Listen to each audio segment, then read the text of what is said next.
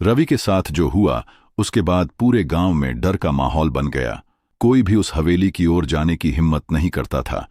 लेकिन गांव के ही एक बुजुर्ग बाबा रघुनाथ कहते थे कि उन्होंने भी सालों पहले उस हवेली में कुछ अजीब देखा था। रवि धीरे धीरे ठीक हो रहा था, लेकिन उसके मन में सवाल उठ रहे थे। आखिर उस हवेली में क्या था? वो रहस्यमयी परछाई कौन थी? गांव वाले भले ही डर रहे थे, लेकिन रवि अब इस गुत्थी को सुलझाने के लिए तैयार था। हफ्तों बाद रवि ने अपने दोस्त विजय और समीर को इस रहस्य की सच्चाई जानने के लिए साथ चलने को कहा। तीनों ने तय किया कि वे इस बार पूरी तैयारी के साथ हवेली में जाएंगे, मोबाइल, टॉर्च, हनुमान चालीसा और लाठी लेकर। रात होते ही वे तीनों हवेली की ओर बढ़े। जैसे ही वे हवेली के पास पहुंचे, हल्की हल्की सरसराहट सुनाई देने लगी।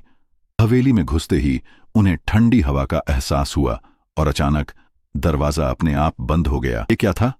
समीर ने घबराकर पूछा। विजय ने कहा, कोई चालाकी कर रहा है या फिर सच में यहां कुछ है। एक पुराना संदूक उन्हें एक कोने में दिखा। रवि ने हिम्मत जुटाकर उसे खोला तो उसमें एक पुरानी डायरी रखी थी। डायरी के पन्ने पीले पड़ चुके थे और उन पर धूल जमी थी। ऐसा क्या है डायरी में?